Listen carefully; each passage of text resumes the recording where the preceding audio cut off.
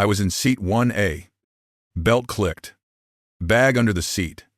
Cabin lights ran in a straight line. Overhead bins shut one by one. A hand rested on my headrest. "Sir." A woman's voice. "Calm. Avon. This section is for premium only." I looked up. The flight attendant watched me. Her badge read Emily Hart. Her eyes paused on my seat number. I held up my paper boarding pass. Seat 1A. First class. She took it. Scanned the code. The tablet screen glowed between us. Her brow tightened. Her finger tapped twice. Then 3 times. "That's odd," she said. "System shows you in coach." She didn't move on. Didn't check the next row. Passengers filed past us in a line. She stayed in my seat. "May I see your ID?" I took out my passport. Handed it over. She looked from passport to screen. Back to the passport. Back to the screen. "Can you pull it up on your phone?" I opened the airline app. Boarding pass glowed on my screen. Same seat. Same class. 1A. First. Booked 3 weeks ago. She checked the paper pass again. Tapped the tablet. The man in 2A leaned forward. Gray hair. Business jacket. "Maybe you're in the wrong spot." "A son." He spoke softly. "No reason to hold things up." Emily nodded once. "Exactly." "Sir," she said to him, then turned back to me. "Booking gets mixed sometimes." Her voice stayed even. "Check again." I kept my tone flat. "I paid for this seat." I reached into my bag, pulled out a metal card case, slid one card onto the tray table. "Adrienne Cole," I said. "Platinum with your airline. 275,000 miles flown." She looked at the card, set it back on the table. Phones were already out. I saw one camera turn. A red light blinked near the aisle. I picked up my own phone, opened the camera, set it against the armrest. 2:47 p.m. I said, "Flight 329. Gate to Piesperzeg. I am seated in 1A with a first-class boarding pass. I am being told to move." "Sir." "No recording in the cabin." Emily's voice stayed level. "You are disrupting pre-flight procedures." A woman's voice came from row 3. Clear. "Professional. He showed you 2 boarding passes." She said, "You haven't checked your system properly." Emily didn't look at her. "Ma'am, please don't interfere. This gentleman is in the wrong section." The forward cabin went quiet for a moment. The cockpit door clicked open. A man in uniform stepped out. Silver stripes on his shoulders. Nameplate. Captain Brent Hale. "What's the issue up here?" he asked. "Passenger in the wrong seat," Emily said. "Refusing to move to coach." The captain glanced at my seat. He didn't take the documents from my hand. "Sir, you're delaying us," he said. "Move to your assigned seat." I held out on everything. Paper pass. Phone screen. Passport. Metal status card. These all match. I said, "Seat 1A. Paid in full." He didn't look down. "Security," he said to Emily. Seat belts unclicked. Phone cameras lifted higher. My shoulders drew in. "Breathe steady." Emily lifted her radio. "Requesting security at the aircraft." She said, "Passenger refusing instructions in first class." A few rows back, someone whispered, "Just go to the coach." "Man." 2 officers boarded a minute later. Uniforms stood out against the beige aisle. One stepped forward. Tag on his chest. "Raymond Cruz." "What's going on?" he asked. "Passenger won't move from a premium seat," Captain Hale said. "He's supposed to be in economy." Officer Cruz turned to me. "Boarding pass." "Please." I handed it over. He compared it to my passport, scanned the barcode with his device, waited for the beep. "This shows first class. 1A," he said. Emily's reply was short. "System shows coach." Cruz looked at the pass again. "If something's wrong, we verify it at the gate." He faced me. "Sir." "Step outside with me," he said. Verification is easier there. I nodded, unbuckled, picked up my bag. As I stepped into the aisle, the overhead screen flipped. Flight 329. Delayed. 12 minutes in yellow text. Phones tracked me down the aisle. I walked into the jet bridge. Cooler air drifted through the tunnel. The gate area opened wide. Clusters of passengers. More phones raised. The supervisor waited by the podium. Badge on her blazer. Karen Doyle. She held my documents in one hand. Mr. Cole, she said. I've reviewed your boarding pass and ID. She handed them back. On paper? You're in 1A. In our system, you're not. She glanced at the departure board. Flight 329 is now delayed. 23 minutes. You have two options, she said. Take a seat in coach, or take the next flight. You have two options, she said. Take a seat in coach, or take the next flight. Her voice didn't waver. The gate area stayed still around us. I kept my bag by my side. Can you show me the system record? I asked. Karen didn't turn the screen. We don't display internal views, she said. Our data shows coach. That's final. A few passengers stepped closer. Phones rose higher. Someone whispered my name from the cabin. I pointed to the boarding pass in her hand. This was issued by your system. She pressed her lips into a line. System errors happen, she said, but crew judgment stands. A pause hung between us, long enough for the departure board to blink. Delayed. 31 minutes. I heard footsteps. A woman from row 3, the one who had spoken earlier, stopped near us. Supervisor, she said. I was on that plane. He sat quietly. He showed everything. Karen didn't face her. Ma'am, please return to your seat. I'm a passenger. The woman replied. I watched the entire exchange. Karen's hands stiffened around the tablet. Ma'am, she repeated. This is between Mr. Cole and us. Two more passengers joined her. A businessman, a student. Both are holding their phones chest high. I felt my shoulders settle. Not relief, just stillness. Supervisor, I said. I would like this escalated. Her eyes lifted. To whom? To your regional manager. She exhaled once. You may file a complaint online, she said. Our form is available on the website. Phones around us vibrated with notifications. Someone said, the live stream just spiked. Another whispered, stock is dipping. Karen checked the board again. Delayed. 34 minutes. I took my phone, dialed a number I knew by memory. My voice stayed low. Activate a session in conference room B. I said, in 20 minutes. Topic, carrier compliance. I ended the call. Put the phone back in my pocket. The woman from row 3 looked at me. Her brow narrowed. Nothing more. Karen's radio crackled. A short tone. A message flashed across its screen. Priority level 1. Headquarters. She glanced at it. Didn't answer. Slipped it to her side. She turned back to me. Mr. Cole. Coach seat. Or next flight. Passengers behind her murmured. More phones tilted up. I opened my bag. Took out a slim card holder. Flipped it open.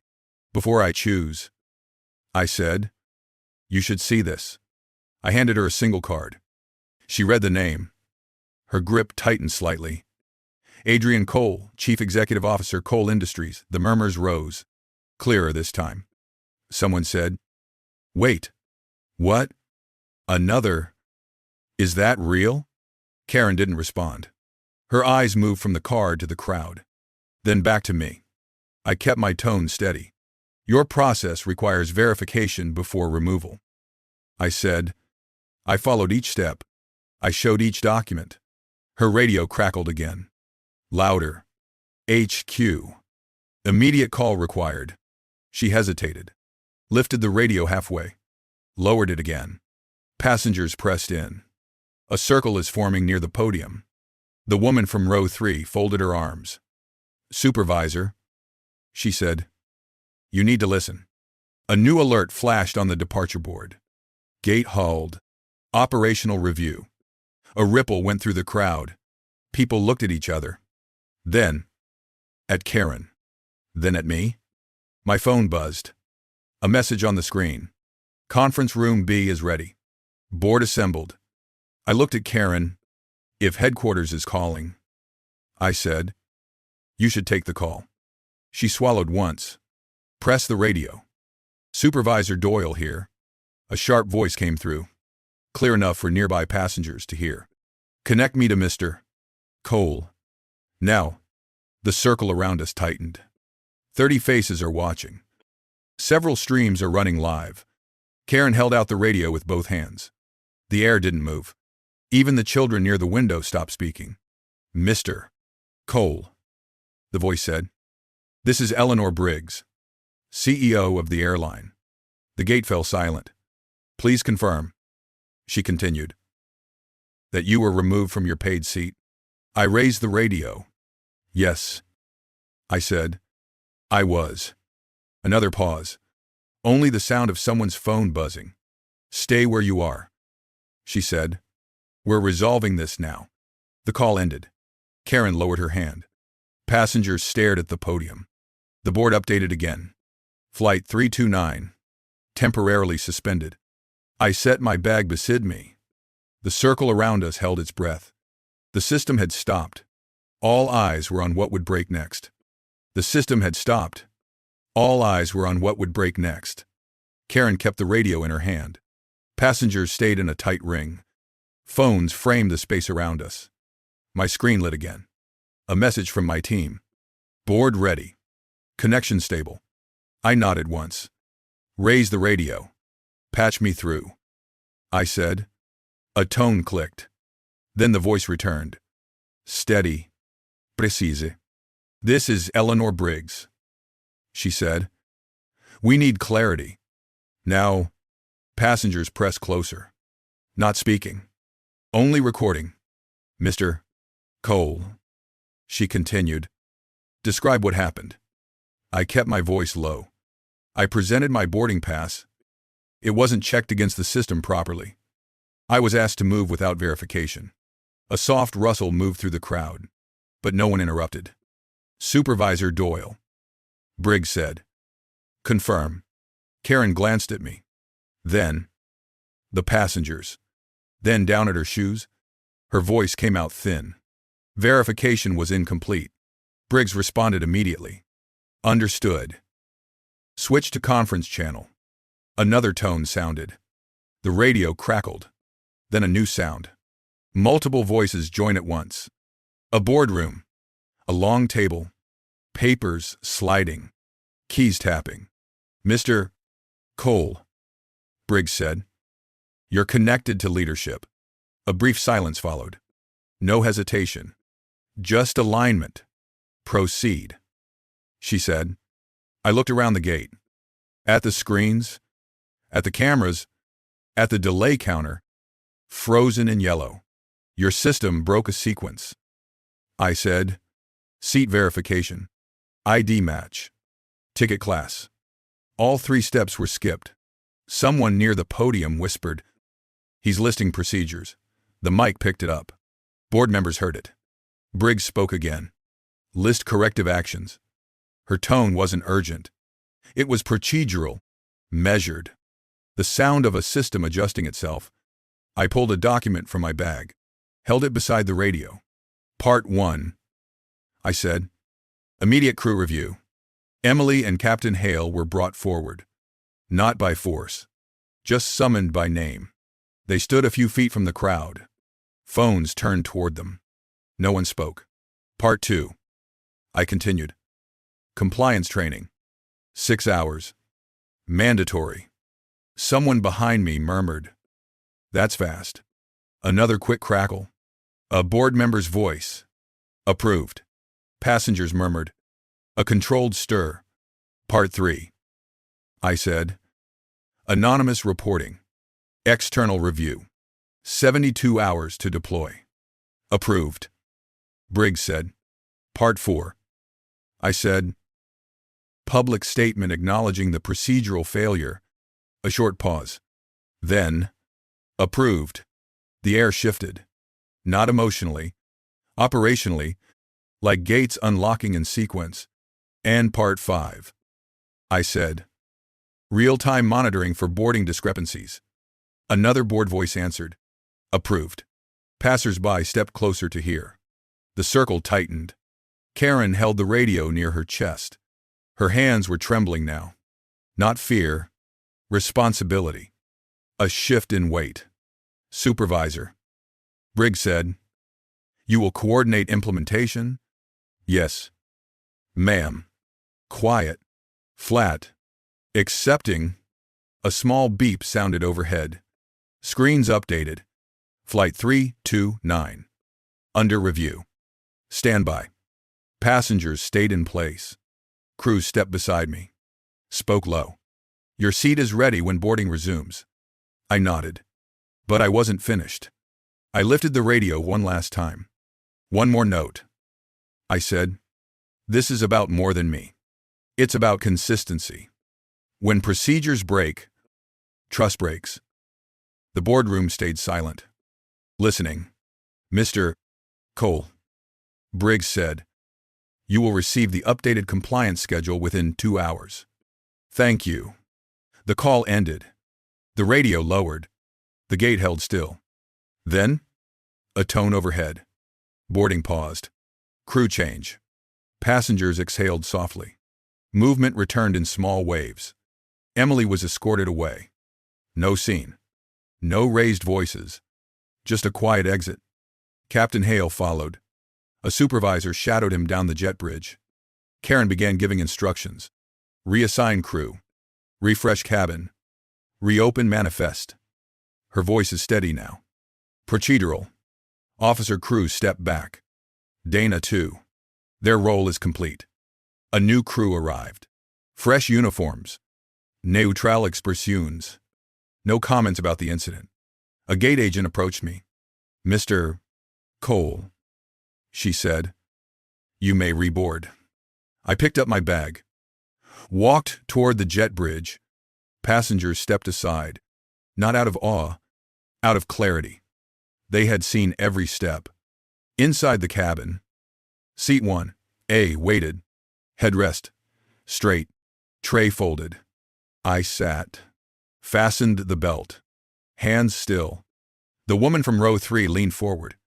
Glad you're back where you belong, she said. I met Hair I. Thank you for speaking. She nodded once. Nothing more. The cabin door closed. Engines spun. The plane pushed from the gate. We lifted into the air. Smooth. Even. Uninterrupted. Hours later, in my office, I reviewed the implementation timeline, compliance schedule, reporting portal, crew retraining, quiet correction, quiet justice. The system had reset itself.